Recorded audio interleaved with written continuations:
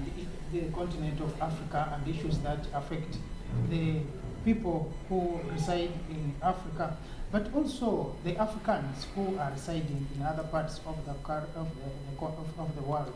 Apparently, we have about 20 independent countries outside of Africa that are a host to a number of big populations of the black people, the populations of the Africans. We are talking about countries like Brazil. We're talking about countries, even in Germany, we are talking about countries of the Caribbean. We're talking about all these countries that are a host to a greater number of the Africans and the great number of the black population that is living outside of Africa. Of course, one could argue that it was a bad experience for the Africans to leave Africa. Most of them left as slaves. But over time, I think we have also generated a very big population outside of Africa. And I'm communicating to some of those people because we usually communicate and we have feedbacks from some of the populations of Africans who are living outside of Africa. In the studio today, I'm joined by Pan-Africans. I have Dada Takali, who is with us this morning, and I think she's also very bright and very energetic for this morning. Takali, have a word with your audience. I'm grateful to be here, and as usual, it's a Friday, a good day to actually explore the issues as they unfold, not just on the African continent, but across the world. So thank you for being part of this occasion. Thank you, Rachel. I'm told it is, you are called Rachel, but actually you are Tagali. In the African Takali, in the African context. And I'm joined by Ndug Otuko too. Thank you very much. I think soon we shall have to fine you for not pronouncing Sister Takali's name properly. You know, she has this name which is related to Takali and Takali. So sometimes is from Bunyoro, isn't it? But that's the bit of Africa. This is Takali from Bugwere. So we have to tackle it than yes. Like that. Thank you very much for inviting me again to be part of this wonderful show to discuss about Africa. I really feel privileged to be part of this show where we brainstorm about issues that affect, but also most importantly, ideas that can be able to help Africa be a better place. We are joined on the show by another Pan-African son of Africa, Ndugu Joseph, Ambassador Joseph Tonye Brown. Yeah. That name means a lot. Tonye, yeah. Tonye is, the full meaning is Ayigba Tonye. God be with us. Ayigba Tonye. So I'm just cutting it short, which is Tonye. But Ayigba Tonye means God be with us. Okay. Who is Ambassador Joseph Tonye, God be with us? Hello. Thank you for having me. It's a privilege to be here. I'm here to represent Africa. I am the Africa giant. And this is a calling that has been taking me almost about 3 decades to be a Pan-Africanist. Currently, I am the cultural ambassador, the Goodwill Cultural Ambassador to the African Union. We are anchoring a program called Agenda 2063. I'm very privileged to be part of this program, and Uganda being the Pearl of Africa, where I call the New Jerusalem. We're here to tell the Uganda story, and for Uganda being also the center of the region, there's a lot of compelling stories. and that need to be told, and that is why we are here to tell the story. So, of course, to a person viewing us from outside there and knows, looks at Tony Brown and would want to know, in Africa, we don't normally talk of where we are coming from because we're all Africans. But you know, we are connected in an African establishment. We take more of, if you are in a family, of course it is obvious that African families are known to be polygamous, and we don't have apologies for that. But they say, now this one is from which wife? This one is from which mother? So then the mothers of this Africa are the countries that make up Africa. One would want to know, where does God be with us, this Tony man coming from? Okay, Tony Brown is coming from a Ghanaian womb, a mother from Ghana and a father from Nigeria, River State, the oil-rich state. Exactly. Last week we were talking about oil. We missed you. Yeah. Yes. I hope the oil state of Nigeria is better than the oil states of some other countries. But that will be a discussion, for a different day. It's called the resource control. So we are here to look at issues actually definitely affecting the continent of Africa. And specifically today we are looking at the independent states of Africa. We got independence from whoever we got it from. Yeah. I think we didn't need to have gone there, but we found ourselves there, and then we have to redeem ourselves from there to claim our independence, our statehoodness, our freedom, so that we are free to take decisions that concern us as the people of Africa, and also do things as all other states are seen to be doing. We are talking about colonization of Africa. We are talking about imperialism in Africa. We are talking about the suffering that African states and African people went through in the bid to regain that freedom which had been stolen from them. Up to today, for example, Uganda is making 60 years in that line of independence, and alongside Uganda for the same period, we have the other countries that got independence during the same time. We have the same year, we have Burundi, we have Rwanda, but we also have Algeria, particularly in Africa. So we will be looking at these countries from the time they got independence up to today.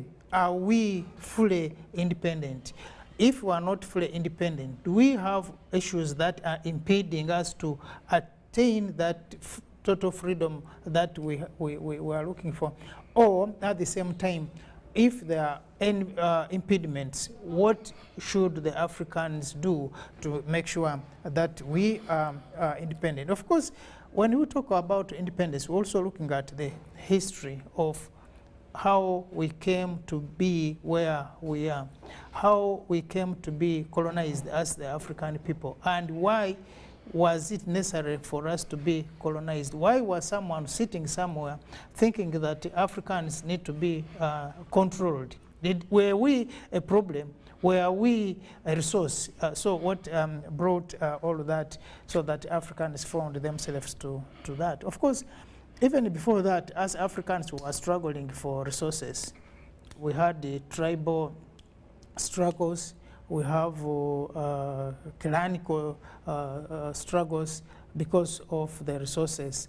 But our struggles were limited in nature to the populations that were involved were not as massive when, like when eventually a gun was introduced, and then the Africans could find themselves on the receiving end. Even to that effect, Africans, however poorly facilitated and organized were, we had resistances. This being colonized, or the imperialistic administration didn't find it easy to just walk in and walk out. So Africans definitely have, for quite some time, also been organized to a greater extent. So when we look at Africa, we are seeing now movements in Africa agitating for independence after the occupation of the colonials. And the biggest bunch of the countries that got independence on African continent were those that were held under the French administration. For example, in 1960 alone, we saw about 14 countries from the Sahel area that got independence, more or less at the same time. But when you look at these same countries, they are the same countries that are having wars today, having takeovers, coups today. Much as, like one time when we were discussing this issue of colonialism, I think it is Tagali who said, it is true that we called independence, but we didn't get rid of the influences of the whoever was occupying these countries. Now, I think before we go very far, we'll hear a statement. I like this lady sometimes. She raises issues that actually call for African discussion. The former ambassador of African Union, when she talks about independence and what happens exactly when it comes to the French administration of those 14 countries. I think our producer will give us that clip, and then we can continue after that. Just to give you the highlights of what they did when they were giving the independence, so to speak, to their former colonies. They forced them to sign a document which they are calling the Pact for the Continuation of Colonization. You have to understand, on one hand, they are saying we're giving you independence, which turned out to be mostly political independence, but that you also have to sign this document, which is titled the Pact for the Continuation of Colonization. So you're going to be independent, but you have to agree to continue to be colonized. So two countries said absolutely not. We are not going to sign those that document, Mali and Guinea. And what the French did, they went into those two countries, took everything that they thought they had brought to those two economies, poured concrete into the sewage pipes, and completely devastating the two economies. This was done as a way of letting the other countries know that if you do not sign this document, this is the fate that awaits you. Yeah, so we are looking at some of the issues that really affect Africans. Up to today, we are still talking about the reparations, not even reparations, the taxes that some of these African countries are still paying to France, for example. And when you look at these taxes, it is said, and it is believed, that when you see a person who is hungry, and we have seen even the Hollywood stars coming to Africa and taking pictures with malnourished African children, because these have become like something that you can hold in your hand and you feel pity about. But that is not the fact, because I still believe that, and like she's saying, Africa still has resources. If you look at the taxes that are being paid by the African people in what is now going into the coffers of French, and I think you'll continue. Give us more of that clip. I think there's something she's raising which is crucial when it comes to financing. Why should Africa continue paying these taxes? And we have African leadership, and for us Africans who are sitting here are looking at this happen. I think we have, give us more of what she's saying there. If you look at it, you give up your, the Pact for the Continuation of Colonization said those countries were expected to deposit 85% of their bank reserves back then with the French Central Bank under the control of the French Minister of Finance.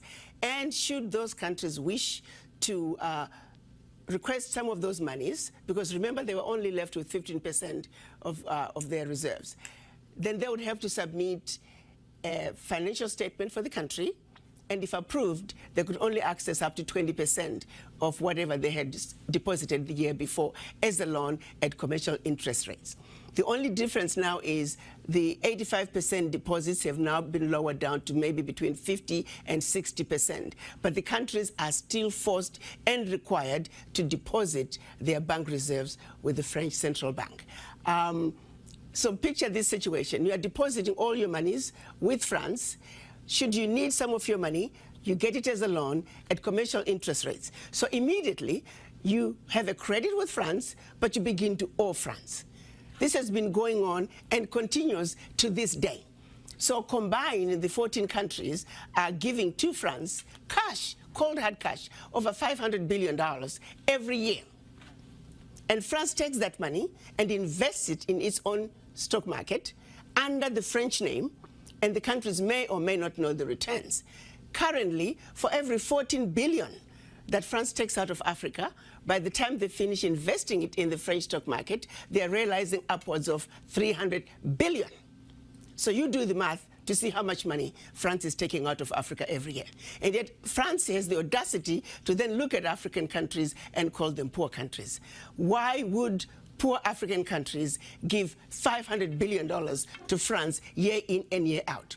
What really gets me the most is, how does the world sit back and watch this carnage take place in Africa? Where is the United Nations?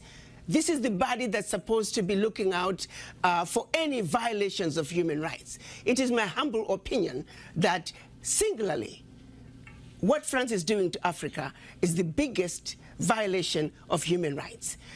Women and children are dying of starvation, youth unemployment, when the same poor countries are... That the African people should understand, should hear. We're talking about independence. Of course, we are looking at Uganda and many other countries that have gotten independence. But given this, and many other things that are happening on this country, do we sit down to query if we are really independent? And if we are independent, are we able to sustain that struggle with which we pushed for the independence of Africa? I think we can have a discussion from there. Tagali, I will begin with you. First of all, in relation to the overall picture of independence these many years later, I looked very closely at the countries that got independence in '62. As you mentioned, there were just 4. There was Rwanda, Burundi, Uganda, and Algeria. And these countries are varied in almost every way, except in about 1 or 2 respects. And that is the reason for the peculiar challenges that they face. But even before I zero in on these 4 countries, the reason why what Madame has just raised is not going anywhere is because those 14 countries, just like much of Africa, they're each obsessed with self-preservation.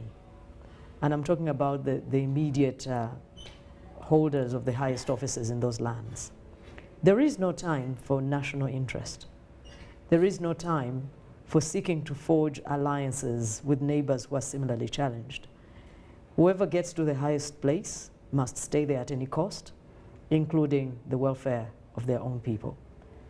That aside, these countries, I found out, especially Uganda, Rwanda, and Burundi, starting out on their independence journey, were each started out with a monarchy at the helm. In Uganda, of course, we know that Uganda was very prominent at that time, and Rwanda had a king called Njegli, I believe, and Burundi had one called Mwabantia, something along those lines. It is only Algeria that did not have a monarchy at that time. But it's important. I'm going roundabout to explain why we are not moving on questions that she has raised. When the colonialists left our countries, they left these questions unresolved. Independence was a hurried exit, a reluctant passage of these matters into unprepared hands, and we've been paying the cost ever since. The example of the Rwandese monarchy at the time, he was pushed out by the Belgians shortly before they left that country because they could not agree on how to do what they wanted to do. And of course it was important for the Belgians to leave the infrastructure for exploitation that the French continue to benefit from, the French and the Germans and the British. They all left infrastructure that gives them a disproportionate amount of influence and power over their former colonies. The case of Burundi, it is a coup instigated by the people of that very own country that exiled their monarch. The case of Uganda was, of course, the regime of Dr. Bote that exiled the king. What I'm trying to say is that while the colonialists left these questions unanswered, what do you do, or how do you pass power meaningfully from a monarch to the masses? Those questions were not resolved. Even when people who are born and bred here also took power, they also did not attempt to resolve those questions. They imposed a new order on another order, and the third order was the colonialists. So what I'm saying is that these unresolved layers are what ails Africa today.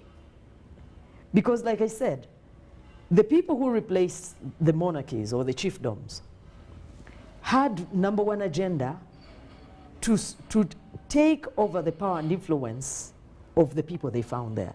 It was not about the betterment of their countries, except of course in a few cases, and those people paid with their lives. When you're talking. Then we look at it in this way, that we have this independence. Yes. And we are independent. That's what you say. By law. Legally we're independent. Okay. But are we, so given now these discrepancies, you are free. One says you are free to go. Okay. But as you are free, make sure you don't say this, you don't do this, you don't do this. Then you wonder whether you are free for that matter, or you are only free as long as you behave in a particular way. And because when we flash back to the recent coups in the parts of some parts of Africa, you realize that maybe coming back to what you are saying, that the leaders in this country sometimes have not changed much because they have to preserve their being in power, but also look at their own welfare. Now, maybe the reason is that they have been told to go, but because of certain things. Where, for example, as we're referring to her statement, France is not going to allow a leader who is going to come to power and challenge the status quo by not making the deposits as has been stipulated in the agreement, in the document of independence. Bwana Otuko, do you think that Africans are, as independent states, are we really independent, or there is another level of independence that we need to attain? Thank you very much, James. Yesterday, I think yesterday or yesterday but one, I was listening to His Excellency the President talking about African chiefs at that time. The President has been very candid about the role the African chiefs or chiefdoms played in creating a very shaky foundation for African people. In his statement, he said, for 400 years, the whites kept coming to Africa, and the chiefs were not bothered to find out what the strangers were doing on their land. They simply continued putting on hides and skins and having people bending before them and worshipping them, while the Europeans were busy studying the mappings, the directions, the power centers, the strengths and weaknesses of the African people. I think I want to agree with the president that every house that we build can only be strong in relation to the foundation that you have given it. The foundation of the African nations was not clearly crafted because we preoccupied ourselves with praises, with chiefdoms, with worship, praising the kings, taking harvest to the kingdoms, to be able to pay allegiance to the kings, without understanding what we were putting Africa to. If you look at carefully, looking at the foundation of the African countries, you realize that it is the weaknesses of our forefathers, the chiefs and those that were in leadership at that time, that enabled, for example, collaborators to arise. As the chiefs were busy being worshipped, preoccupying themselves with the women and gifts, the whites were busy creating collaborators. For example, in Uganda, bring it home here. How did Kakungulu become an instrument, for example, in the struggles? In the foundation of this country, for example, you realize that the pre-colonial struggles were instigated, the pre-colonial divisions were instigated by the white man. Before 1894, we started turning against ourselves. Then the white man got an opportunity to be able to capture us, and we were declared a protectorate. But even when we were protectorate, all the affairs were determined by the white man. They are the ones who said, if you are not tall, you can't be an army man. Until around 1980s, 86, and the coming of NRM that changed that. But before that, for you to become an army man, you must be from a certain region and you must be of a certain height. All these ideas, who instilled them within our value system? It was the white man. Okay. So the point I'm making is that as we look at whether we are independent now, we need to first appreciate the foundations of the country. Now, after appreciating the foundations, it is important to appreciate the post-colonial happenings, for example. Did we, after independence, after 1962, realize the value system? Did we realize a better country after they left? The answer is no. Why? Because the influence that my sister Takali was talking about remained.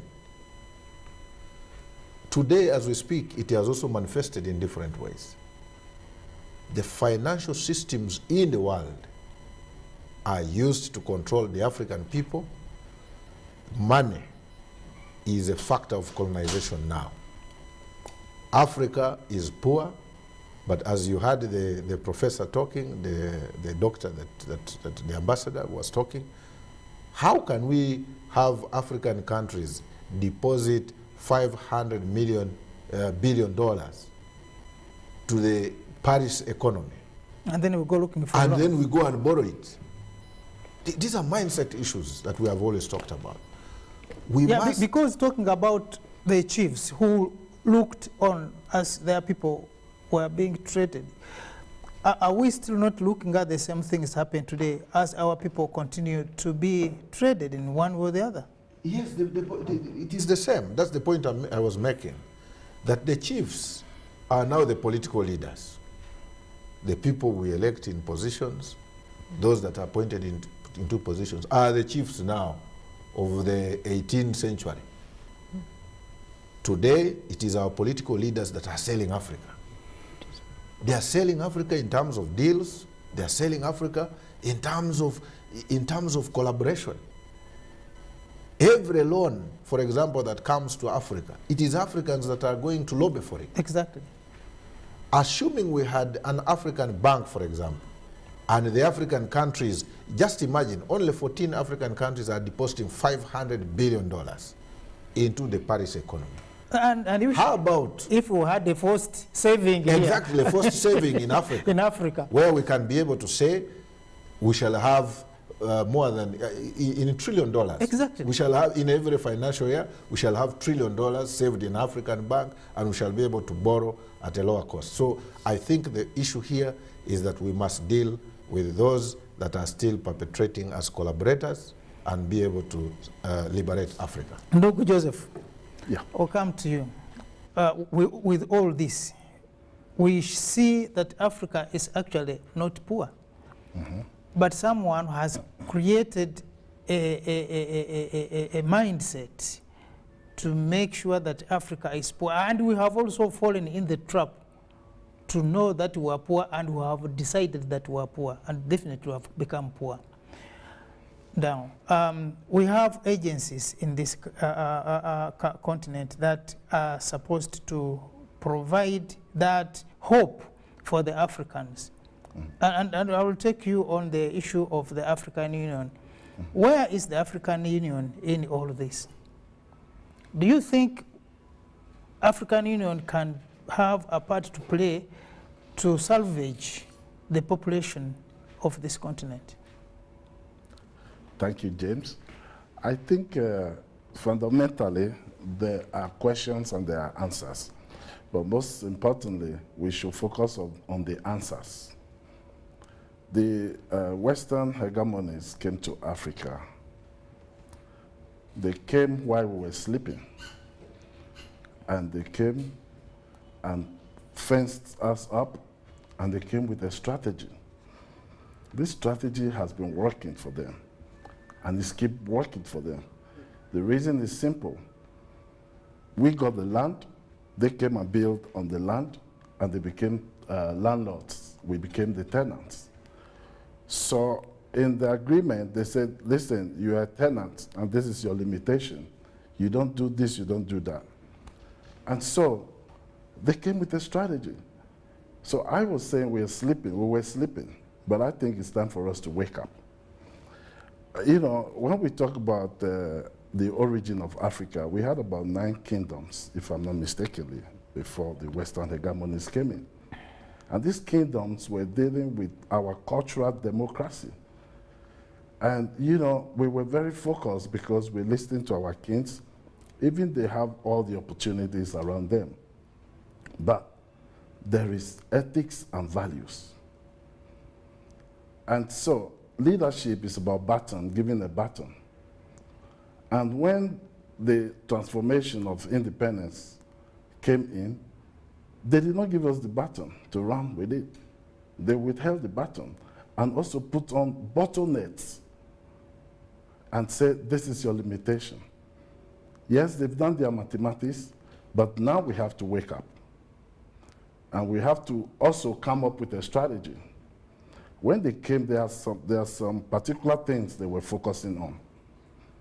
They are looking at it. These people are living like heaven, paradise. They don't do anything. This one brings cassava, he gets maize. This one brings okra, he gets tomatoes. So we're living like a paradise life. We didn't use no money. And so they have to come up with a strategy to keep us being in the queue of struggling. Some of us have gone the first decade, second decade, third decade. You still don't realize where you are running to. So I want to cut it short. It's time for Africa to come with a new strategy. The complaints are there. The bottlenecks are still there. How do we cover the bottlenecks?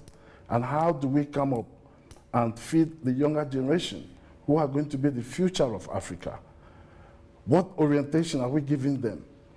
What sensitization are we giving them? And that is where we are missing it.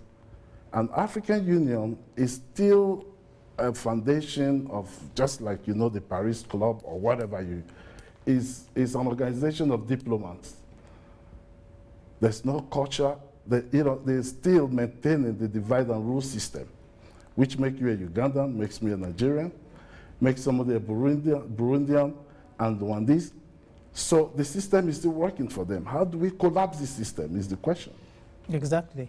Now you're talking about East African Federation. Where are you starting from? Is it government to government seated and brainstorming? People have their own ideas and their ideologies in government. So should in case a country in the East Africa said, no, I don't want to be there because this person in front is trying to influence us. That's part of the reason why they killed Gaddafi. What was Gaddafi trying to talk about? He's trying to fight economic independence. And he said the barriers should be taken off. We should have one currency. That's why they eliminated him. So we, of course, and like when Otoko raised it, we are not going to wake up until we realize that the money, we have to be empowered. Mm-hmm. And there's a reason as to why someone sitting somewhere Mm-hmm. is not going to allow you to get that money and get empowered. For the simple reason is that once you get that money, you're not going to listen to don'ts. Mm-hmm. You'll be able to venture into things that you'll be able to do yourself. Right. And Africa seems not to have that leeway of doing that as of now. And it, of course, more unfortunately, is that when you have leaders who are likely to be also sleeping, you have an aggressor, you have an enemy. Mm-hmm. It may not be an outright enemy. Mm-hmm. You have a person who is not a goodwill person to you, Yes. but you are sleeping. Mm-hmm. And this person is planning while you are sleeping. Mm-hmm. So how do we raise a leadership in Africa that is going to be able to reason and understand that if we don't stop our sleeping, then we are not going to be able to move in the next level of the economic independence? I think it's all about unity. Unity is strength. And, the strategy of divide and rule was to keep us apart, for you to have a different idea, I have a different idea, so that we keep crashing. We keep arguing. Like, you can get to the parliament, see the chairs flying when voices are supposed to be heard.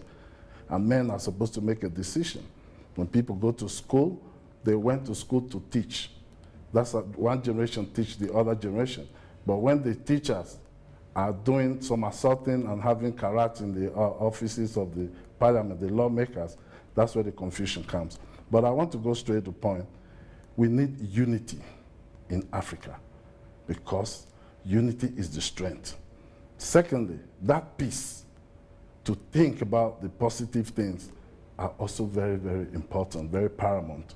So I'm saying that the leadership is just for all of us to put our heads together, particularly because what we lost actually is the culture. The culture of togetherness, how we sit together and eat together on the table, and how we have meetings on the town councils and town halls. So we need to have this culture that are related to each other. If you look at East Africa now, in every country there's a common language, which is culture.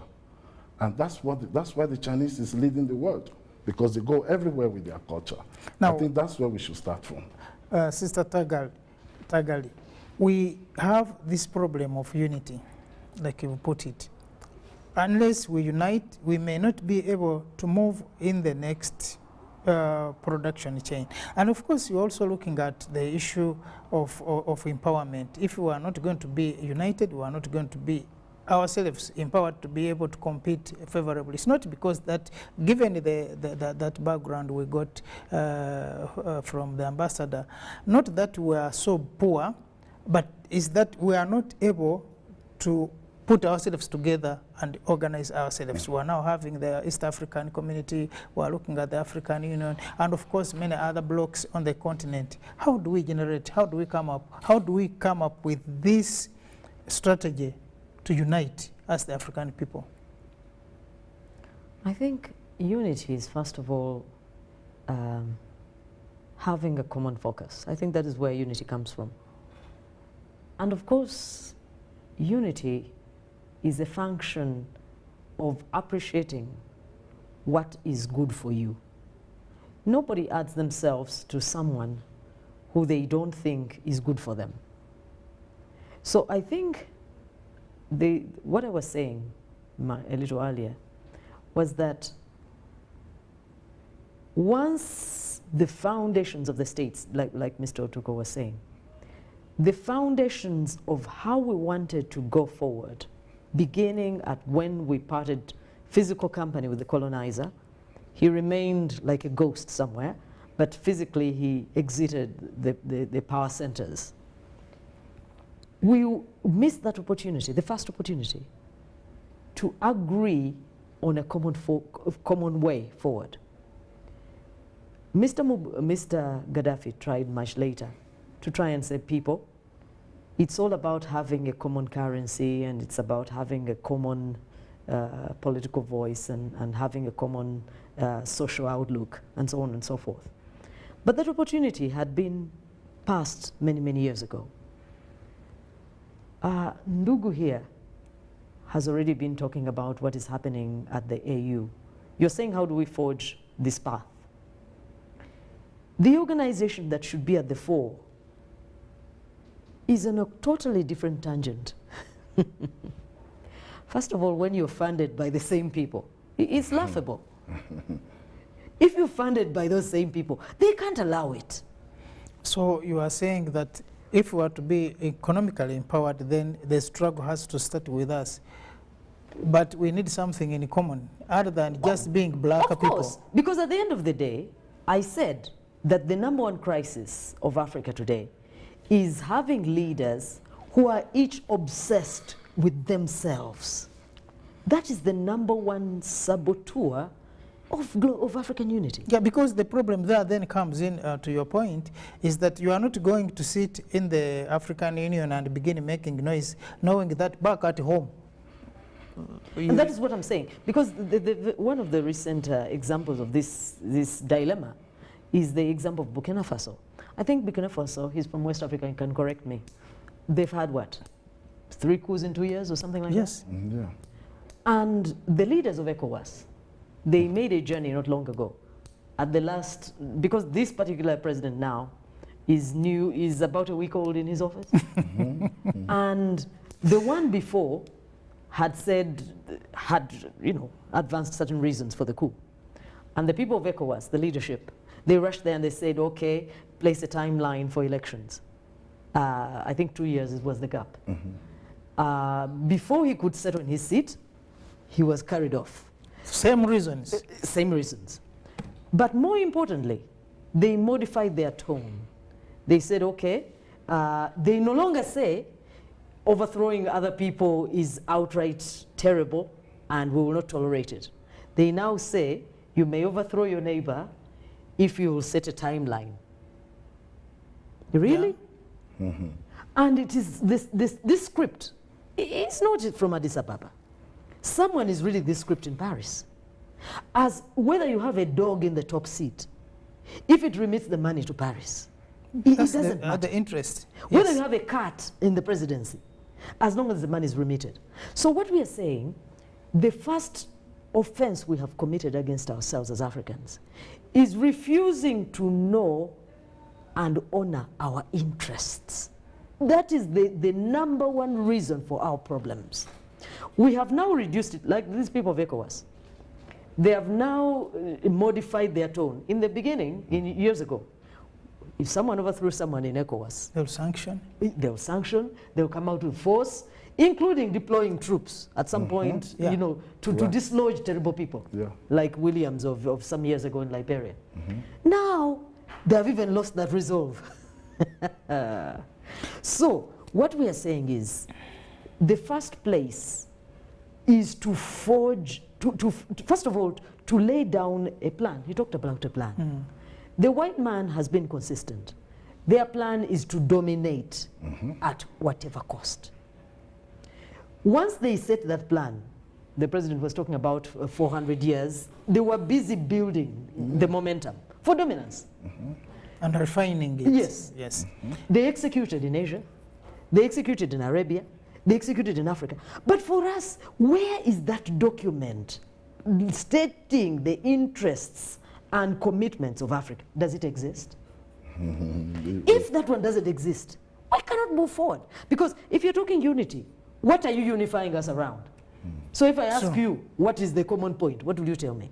No denominator. There is no denominator. Bwana Utuko, how do you move? How do we move as African people, as black people, as the people on this continent? Of course, when talk about African, there are also many Africans who are outside of Africa.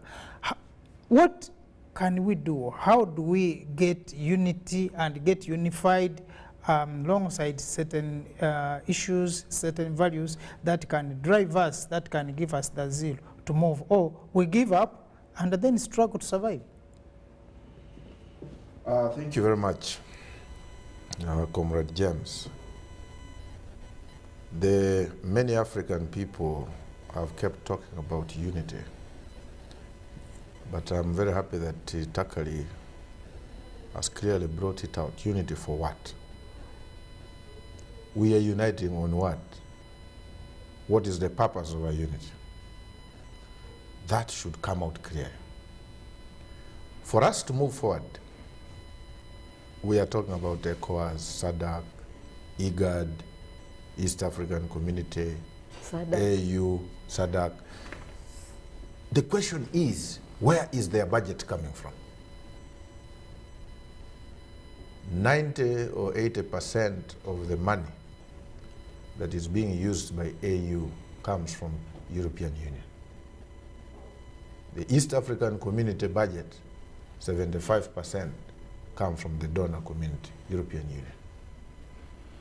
When you look at IGAD, for example, the IGAD countries, all these conferences are funded by who? Not by the African people. I don't know why they like those conferences. The issue is, have we really understood the African problem? If we are to move forward, we must define what African problem is and be able to develop a good problem statement for Africa. Then we can be able to define our path from the point where we are today. When we talk about moving forward, as I said earlier, we must deal with the question of economy. My brother here comes from Nigeria. How many Nigerians are dying in the wild waters, struggling to cross to Europe? Pastures. Why must Africans die in the wild waters? Because we are still led by the chiefs. The chiefs are preoccupied with their own selfish interests. They are not dealing with the questions of the economy. Nigeria is a very rich country, we all know. But the level of poverty is unbearable. So the question is, how do we deal with the economic factors of the African people? We must focus on the manufacturing sector moving forward. Because when we get into the manufacturing sector, the GDP of African economies is going to grow up. And when we deal with the question of the economy, the political issues become simple. Today, we cannot speak with authority because somebody is giving us money. When so I think we must deal with the question of money. When we come back from a break, we are going to look at the economies of Africa. Are these economies capable of pushing us into the next level of money empowerment, the independence, the economic independence, to add on the political independence that we have had. So don't go away, we'll be back and we're looking at those issues, and you'll also be given an opportunity on how to join us and make your views known to other viewers. Thank you.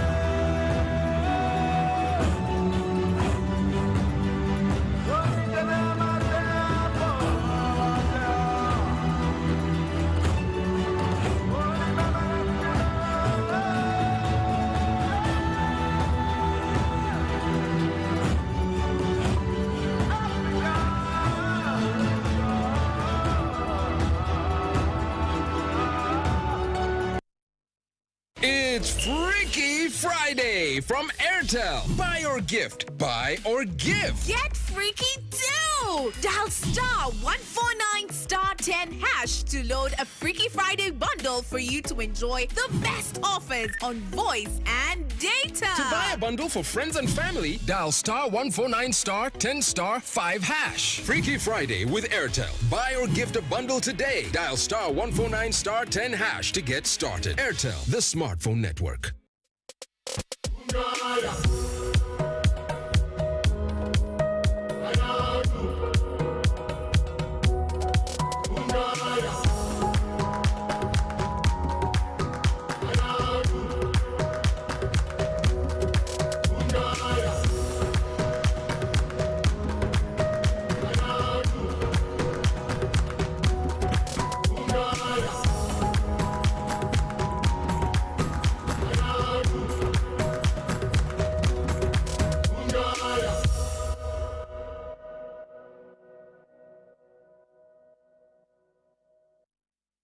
Forget last season. Forget the oohs and ahs.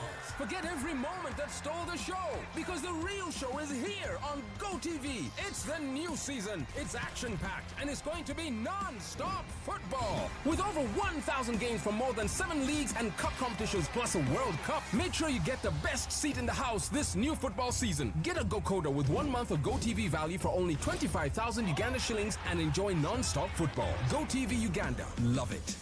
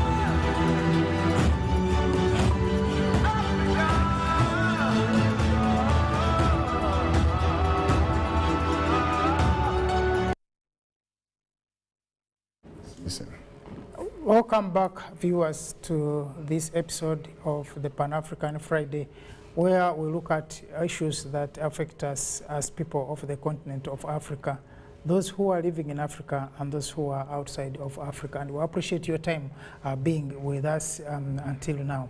Now, we are looking at the divisions of Africa, and we seem to agree here, unfortunately, that we seem to have nothing that brings us together for a common cause as Africans.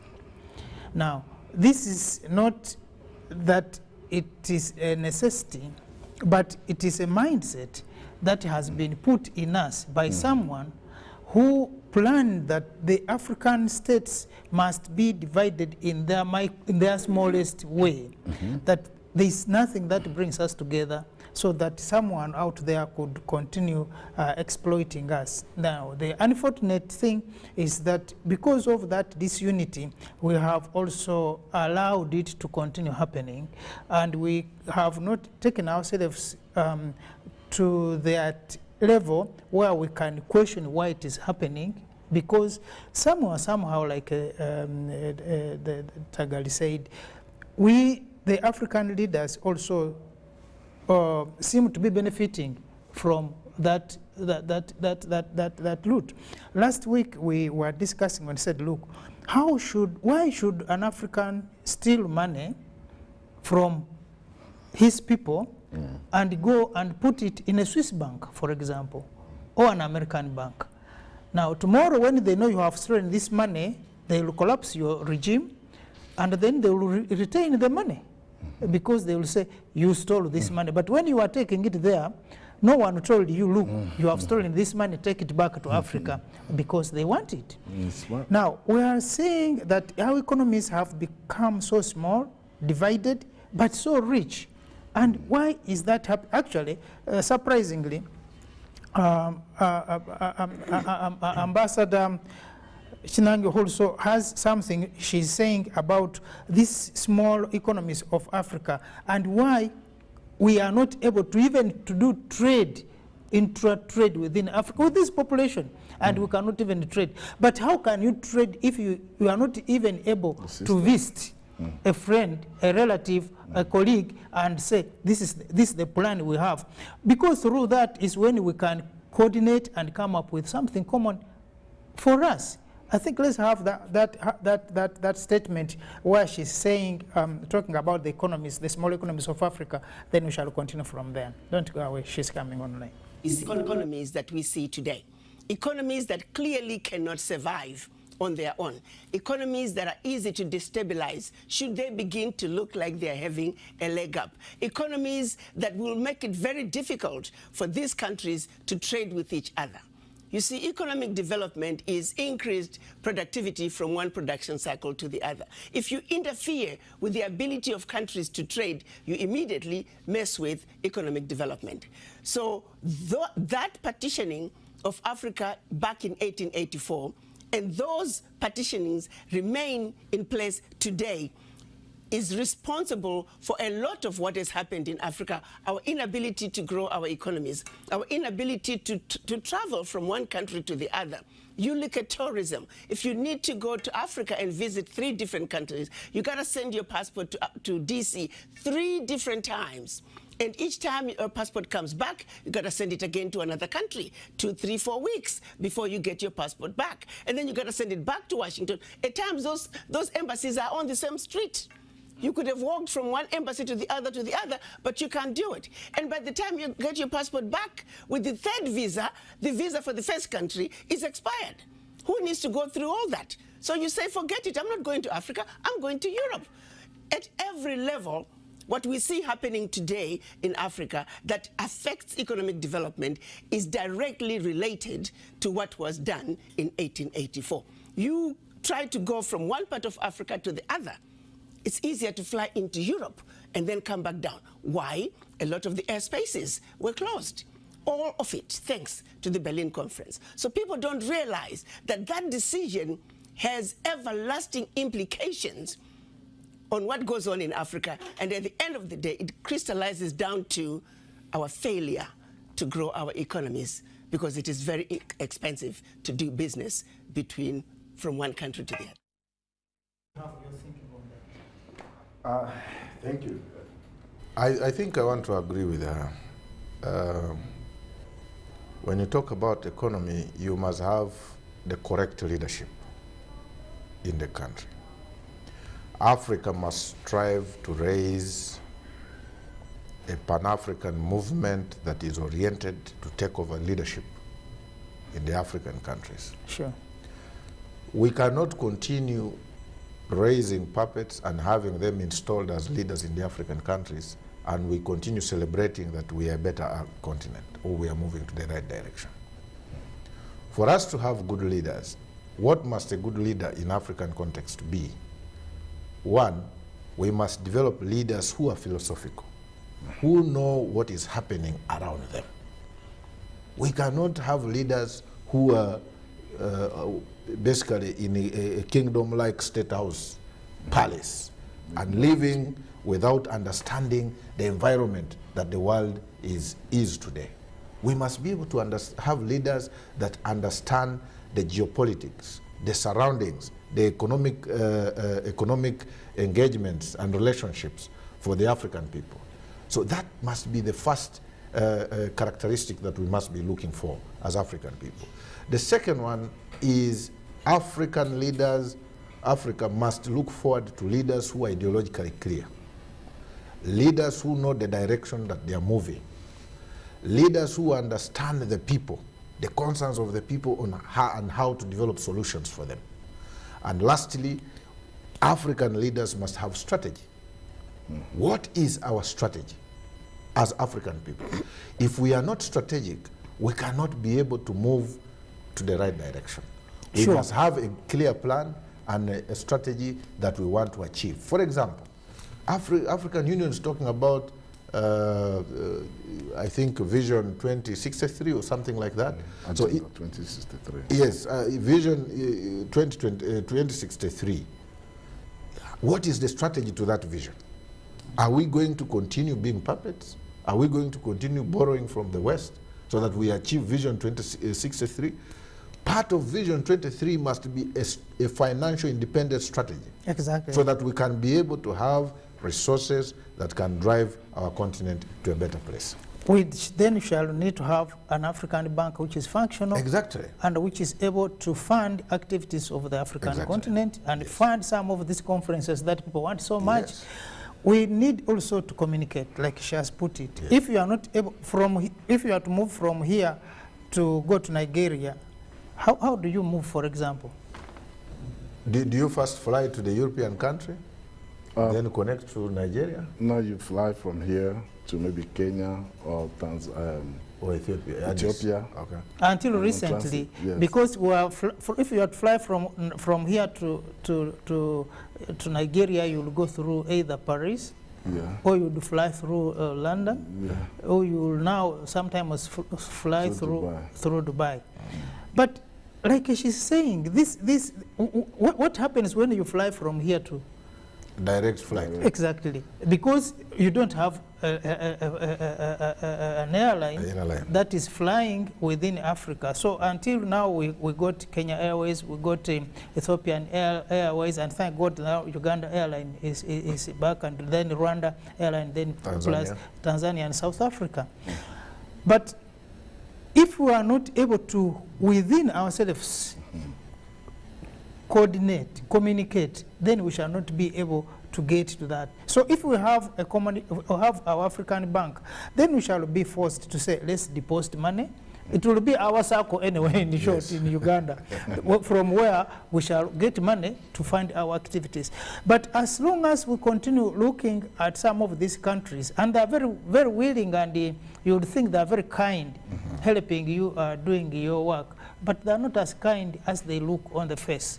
The heart behind that face is very dark. So for Africans, definitely we need to do things. And if we did intra-trade within Africa, given the numbers we have, we'll be able to achieve more.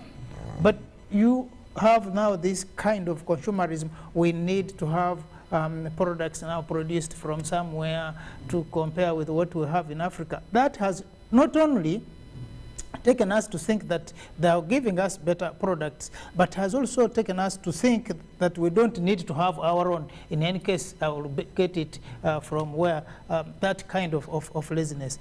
Tagali, come to think about it.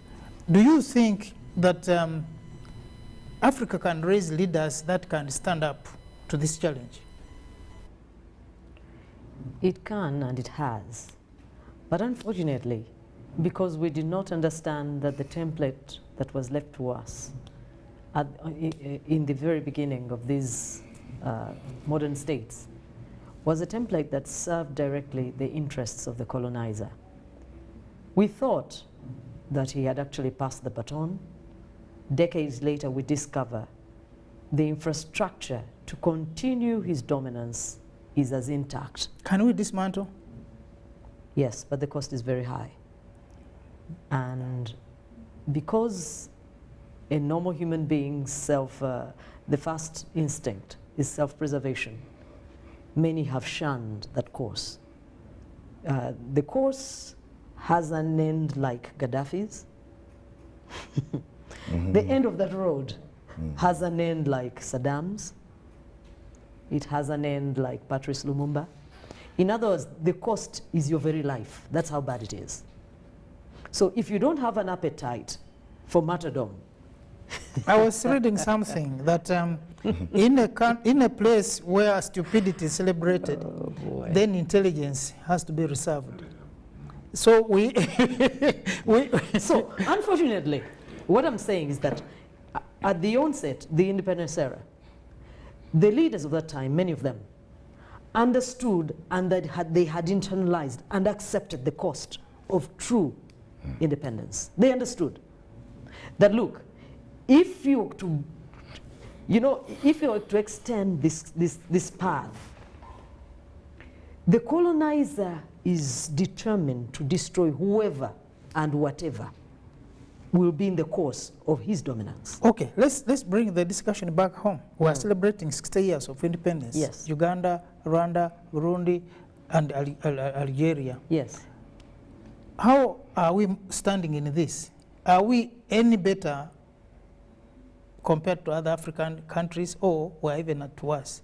Look at our earnings, look at our political economy, look at our future as a country, as the countries. We're not doing very well because, as you said, once the modern leaders understood that the end of this course is certain death, and that's really what it is, they have abandoned that course, unfortunately. So whether that leader is in Algeria or in South Africa, they will only go so far. Because once the other forces begin to push back, as they will, you realize that maybe my children will do this one. Because it doesn't matter whether you're talking about education, whatever sector leads to true liberation of your people, they will come after you, and in a big way. So what we're saying is that is why there has not been meaningful progress, whether it is West Africa, whether it is North Africa, whether it is Central, South, or East. The variables are the same because the colonizer has one script, whether they are Belgian, whether they are Japanese, whether they are Germans, whether they are Chinese or Indians. The script is the same. The path to dominance is fairly obvious. You disempower your rival. And you destroy your rival. And talking about the same, we know now that we are learning that an African country is not going to be given a free ride to economic empowerment. No, it won't. Now, we have seen some of these things happen. Now, the unfortunate, and which was raised by Ndugo Tuko, talking about collaborators, that while the African kings were merrymaking, the colonizers were writing scripts. And by the time they woke up the following morning, things had changed. But these changes were so effective because the population within these kingdoms played a key role, either as collaborators or as those who had been conscripted in the ranks of the then enemy, in quotes. You saw what in Algeria, for example, French occupied Algeria, because we're talking about Algeria, it's the same country, we got independence in the same year, offers for citizenships to Algerians, those who accepted to be recruited in the ranks were given citizenship. And France took Algeria, not as Britain took Uganda as a protectorate or Nigeria, but this was it was an extension. Of France. So this was a land for France. Now, if you were not going to collaborate, you were looked at as an enemy, while those who collaborated were given offers, were given returns. This same thing is happening even today. We still have the same idiocy of Africans who believe that by collaborating by colonizers in a new form now, will be rewarded. And we have seen these rewards. Some have been helped to get to power. We saw Mobutu in Zaire. Because he knew if he collaborated with the colonizers against Lumumba, he will be rewarded, and indeed he was rewarded. But the same script was maintained. They just changed the name and put his there. But once he was in power, the same system continued. And we have seen this happen in Africa, that you'll be helped, fine, you'll come to power, you'll be given all of these droppings, but the script definitely gets back on you. Those that they are now throwing out in the Sahel area were once their darlings. So they support you come to power, but when they realize you are either have lived your usefulness or you are no longer dancing the music that they expected you to do, they create a coup and you are gone, or something like that, of some assassinations. But now to go, where is the problem? How can we have an education that will help our people to stop collaborating with, of course, collaboration is okay, but this collaboration, yeah, we collaborate with other people in many ways. In economics, fine, in religious matters, that is okay. But how can we have a mindset that is with the African in us, knowing that if we were to collaborate, or if we were to cooperate, okay, let's use cooperation. If we were to cooperate, there must be limits, and our cooperation must be defined so that you are not going to exploit us, and you are not going to continuously enslave us mentally. That patriotism in African leadership, how do we instill that in our people today so that tomorrow we can have an empowered Africa? Thank you very much. When you look at the history of the four countries my sister was talking about, Algeria, Burundi, Rwanda, and Uganda. If you look at their history, you realize that immediately after 1962, there was a big chunk of population, young people, who were ideologically conscious about where Africa was supposed to move. When the colonial I don't want to call them collaborators, the colonial puppets took over. It's even worse. Yes, they were colonial. Yes. No, they were puppets. They were colonial puppets. Yeah, took over after 1962. There was a beacon of hope. People had a lot of hope, and they thought that Africa would be a better place now that the white man had handed over. But as Rachel said, they handed over physically, but spiritually and economically, they were in Africa and controlling us. And they're still here. Exactly, and they're still here. And they're still here, spiritually and economically. With us two cheers. With their puppets. Now, we must deal with the question of orientation in our education system. Why must we teach European history? Sure. Why must we learn about European history? Let it be something that will be read by somebody at his own, on his own. Lecturers can be able to, or teachers can can give them assignments and say, read about European history, so that those who are interested in learning about Europe can be able to learn about it. We must restructure our education system to tailor it to African interests. Yes.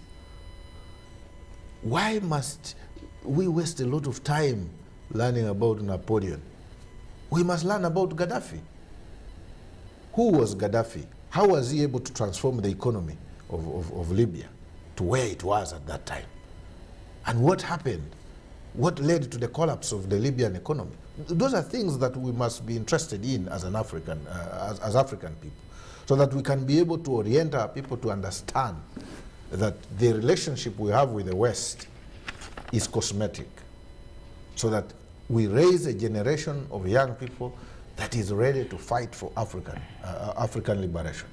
The liberation in terms of mindset, liberation economically, liberation politically, so that we avoid having a situation of raising leaders who will go to Europe and stand on a mamba and take a picture and think that is the best thing to do for African people. We must be able to say that Why must we be putting on shoes that are coming from Italy? You find guys saying this is an Italian shoe. But when you dig deeper and find out where is the raw material of this shoe, it is from Africa.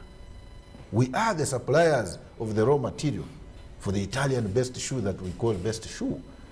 So why can't we be able to construct a manufacturing plant in Libya, in Ethiopia, in East Africa, that can be able to produce shoes that are supplied to the African people, that are supplied to Europe and exported to Asia, so that we can be able to grow our economies?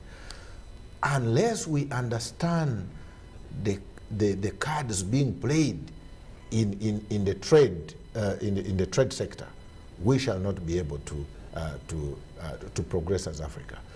For example, President Yoweri Museveni recently talked about the construction of the Congo Road.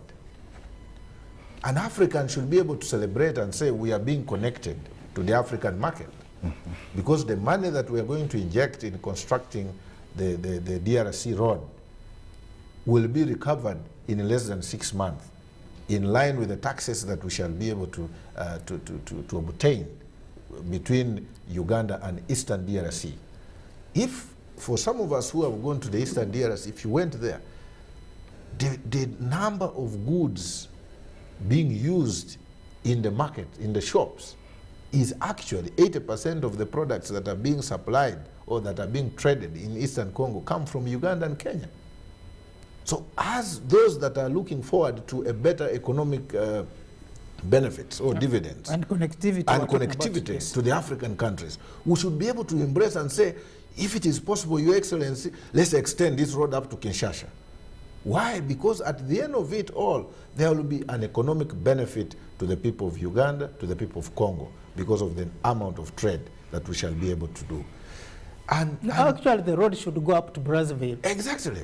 So that we connect to another port. Exactly. We must have a railway that connects Mombasa to Brazzaville, for example, so that we continue trading among African people. But I can assure you, I saw Ugandans on social media, the stitches, saying, no, how can we use our taxpayers' money to construct a road of another country?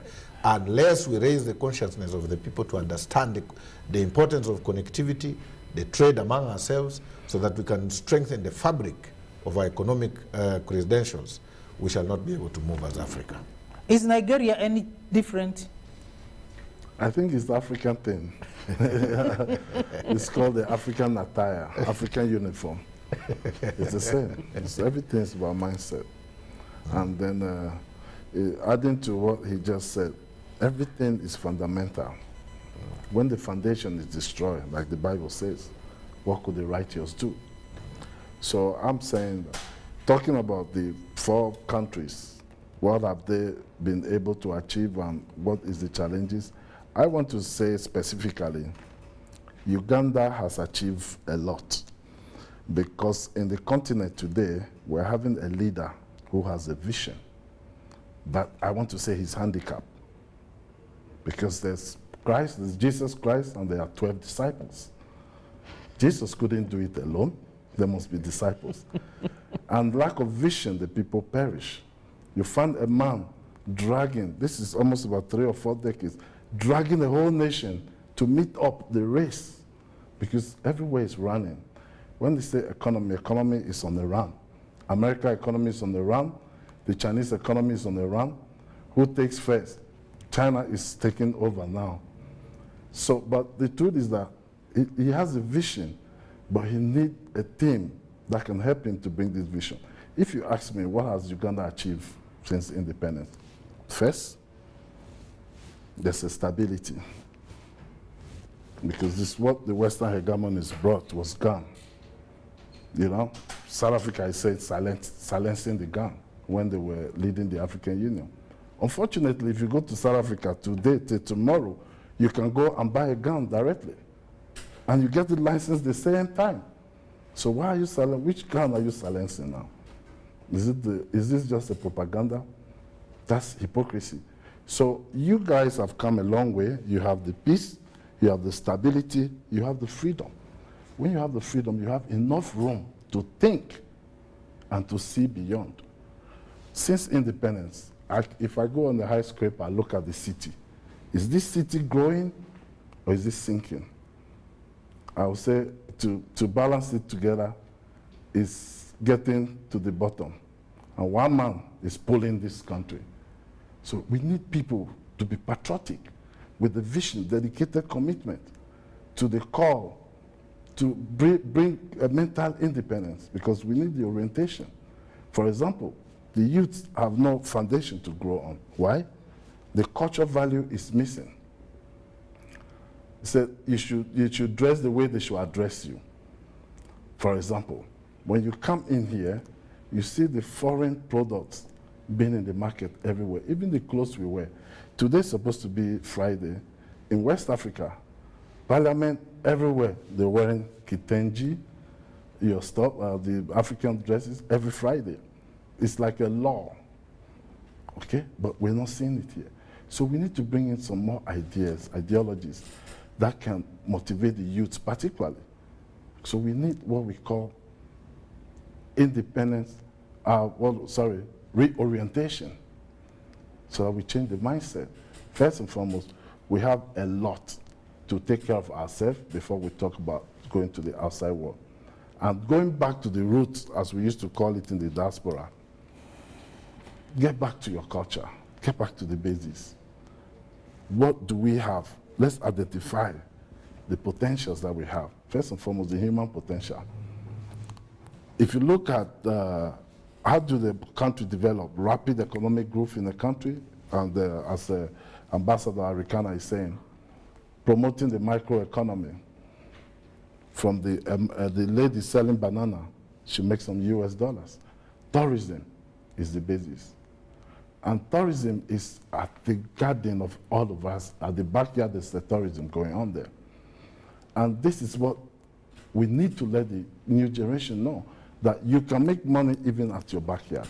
So we need to change the reorientation and let the youth be very patriotic. Let them be proud of who they are and what they have around them. For example, Uganda has discovered the gold. It's not a scam, it's a reality. And there are even more, double than that. How did Dubai make it? If Dubai was built in our generation, Dubai is a desert. It's a desert. How did they transform that place to paradise? When you all are in paradise already, the pearl of Africa is like the Garden of Eden. And to me, this is where creation began. And we have been saying that maybe these struggles are not going to go away, because the next level of colonialism is also going to rotate again around the resources, the issues of food, the issues of fresh water, the issues of more money. Now, and Africa seems to have all this. Now, because we have all this, I think the stakes are even higher in the next phase of the struggle. So then that calls for more orientation of the youth today, so that tomorrow, you know, this is what is good for us, and this is what is good for Africa. Because other than that, when you look at this, all these countries, like she said, with the exception of Algeria, but even Algeria, by the way, Algeria is also had come from a number of the background, has a background of kingdoms, the number of kingdoms that have been in that area up to the time when it becomes taken over by, like any other of the African states, by France, and it is administered by France, become part of annexed by France. But when you come to think again of the rest, Uganda, for example, we had a kingdom, Rwanda, Burundi, they also that kingdom. So these kingdoms, first of all, I think they were not very strong enough to resist the wave of colonization. Now, even if they were strong, they could not stand alone, because you would find one kingdom. We saw this in Uganda, in Uganda, Buganda against Bunyoro, Bunyoro against. So that division also facilitated the takeovers in Africa. But that up to today has not stopped. Now, if we cannot get rid of, as Africans, the stooges on the continent, then this suffering is continuing. But again, until such a time, then we have discovered that this is what is good for Africa, and this is what is not good for Africa. You remember in Burundi, they had to cause a number of, and of course in all these 4 countries we are looking at, we have seen the churning of leadership. I think Uganda, we have how many? This time? Yeah, Burundi has about 9. Yes. Something along those lines. Yes. Then Algeria has about. So that one is the number of the turnover. Also shows the interest that maybe this one is not working with us. Let's try another one. Let's try another one. Let's not try. So these coming together for blocks of Africa, like if you say East Africa, Central Africa, this is going to be part of the package to help the Africans to have a common thinking. But as long as we remain micro and minute, as she put it, I think we're still having those problems. And now, when we look at, again, of these countries, of course, with the exception of Algeria, because for them, they had their oil from day one, and a lot of money has been churned to these other countries. But you also realize that part of why France was dying to occupy Algeria was because of the oil. They didn't want anything much there, but they wanted the oil. You remember, part of their problem was that most of the Algerians are Muslims. And to be a French national, somehow you have to give up some of the things of Islamic. Part of the problem was the Sharia law. They said if you become a naturalized French person, citizen, then the issue of Sharia law has to be considered. And we saw even some leaders who were in France, and said, no, let's remain part of France, but as an autonomous entity, but within the French arrangement. So these stooges, I think, on the continent are not going to stop now until something happens. Now, what is it because of the education, that the orientation, because we're talking about the European and we're studying a lot of European and the rest of the world and forget all about Africa, or is it because of the history that we already have from the past that has we have been holding from the day we became independent as humans, I mean as persons in the continent of Africa? Secondly, you are talking about the issue of the mindset. Can we have an education with a specific mindset to look at Africa and the interest of Africa as an entity that will help us to generate leaders who are going to be able to take Africa to the next level? Is it possible? It is possible. But I think the reason why I keep returning... Because they are the ones who are funding the curriculum. True. But the reason why I keep returning to the nature of the foundation of these states is not by accident. You cannot reset a course if you don't realize it is a problematic course. And that is the tragedy of present-day Africa. We have not realized that the course we are on cannot deliver results because it's someone else's course.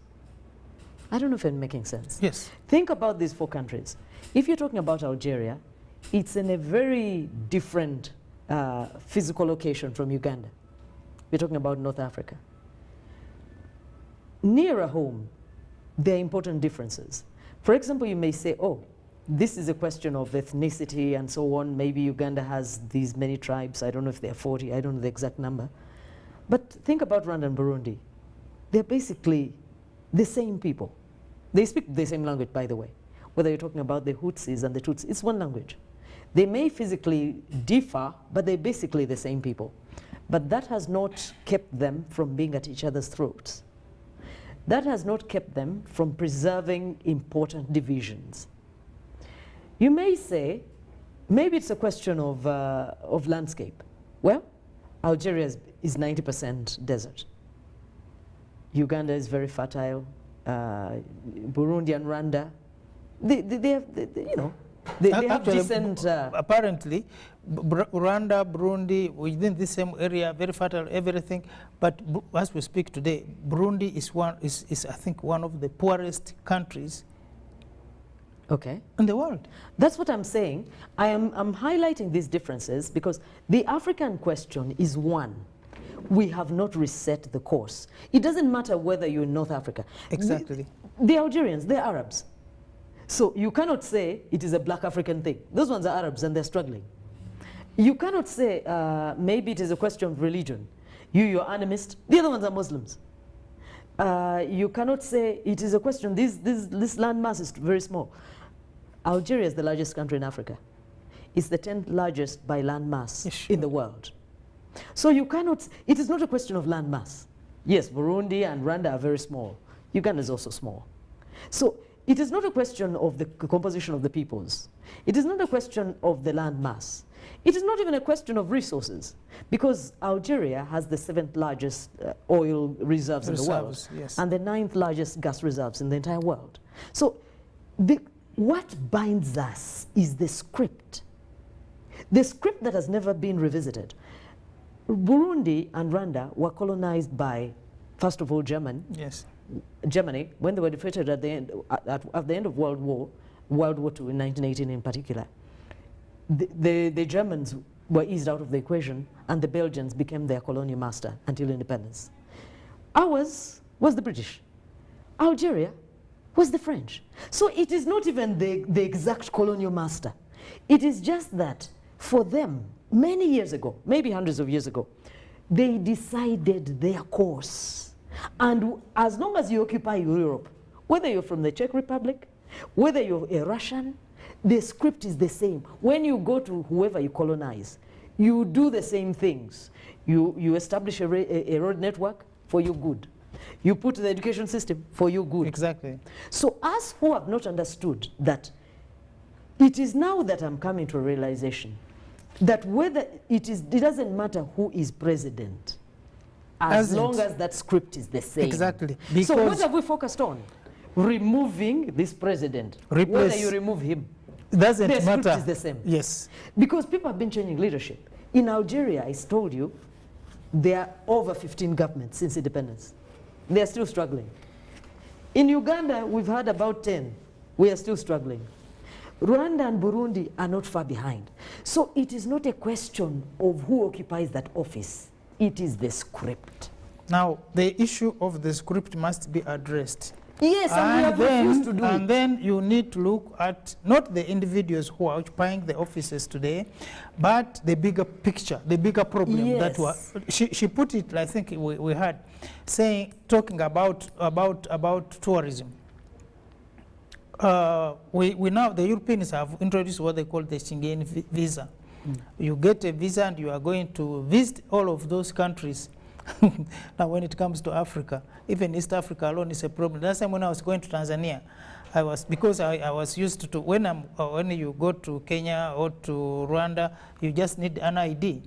But when you are going to Tanzania, you need a passport. I'm like, now where are we heading? Are we progressing or retrogressing? Because then you are not expected there, you are not needed there.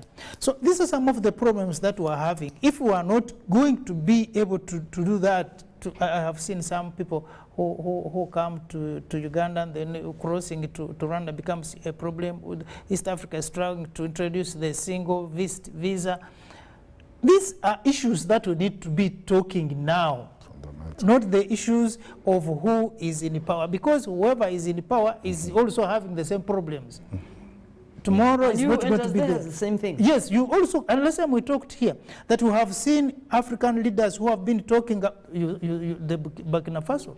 The last time when the person who was saying they were accusing him of failing to fight rebels, fighting what? And assassinating, I don't yes. know who. So when this one came into power, finds the same thing, and he cannot move, he's also removed.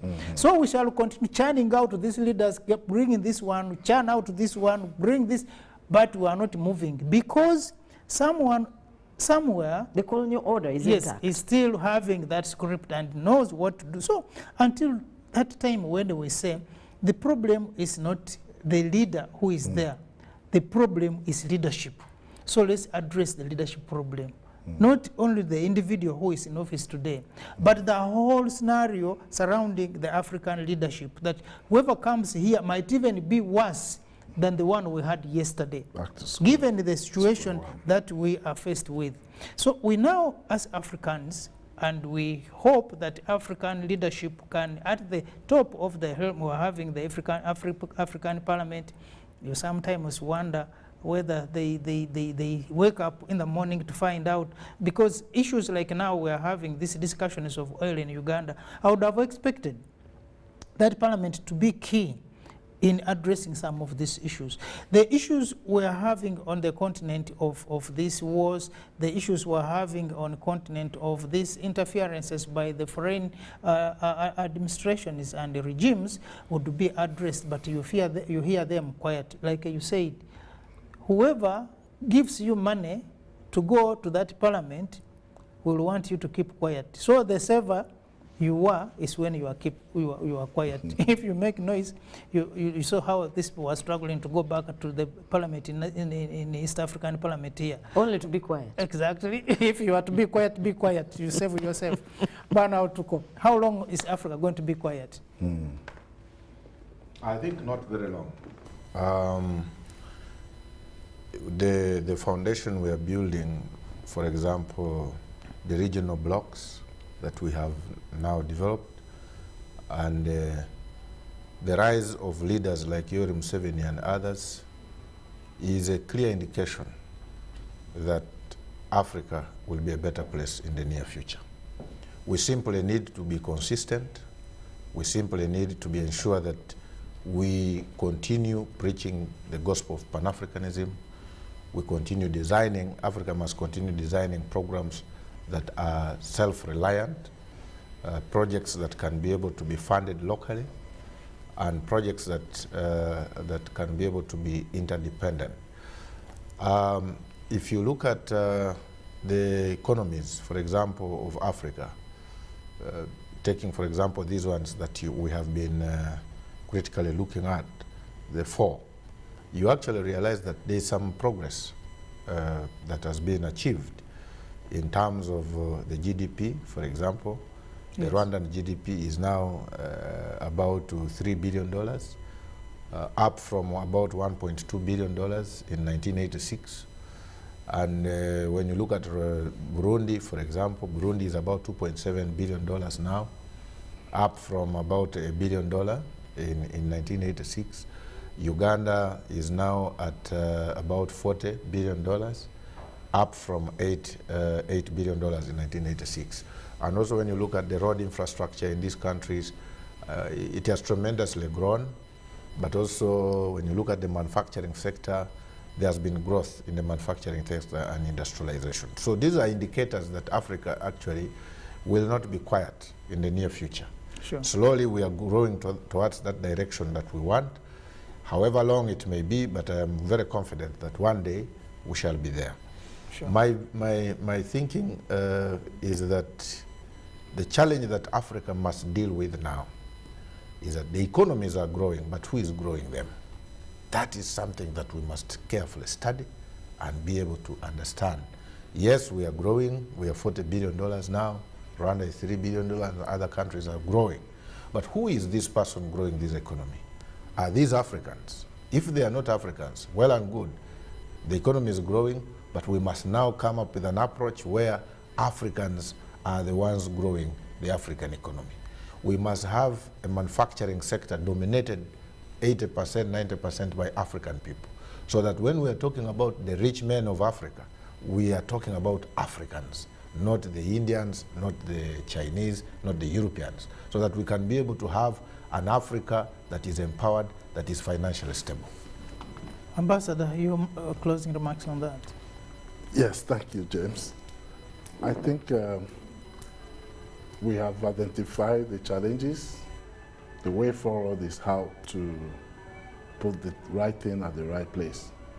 And then I think also African leaders also need to be encouraged, particularly when you take the mantle or you take the cross, and I'm going to sacrifice for these people. You already, like Madame said, you become the scapegoat.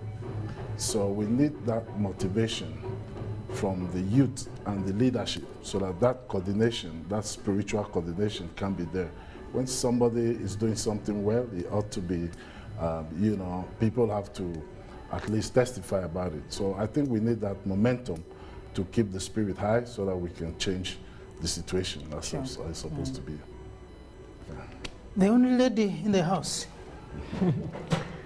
Ambassador had said something earlier, and he talked about the critical need of Uganda in particular, being the fact that the vision, the president's vision, must urgently be replicated.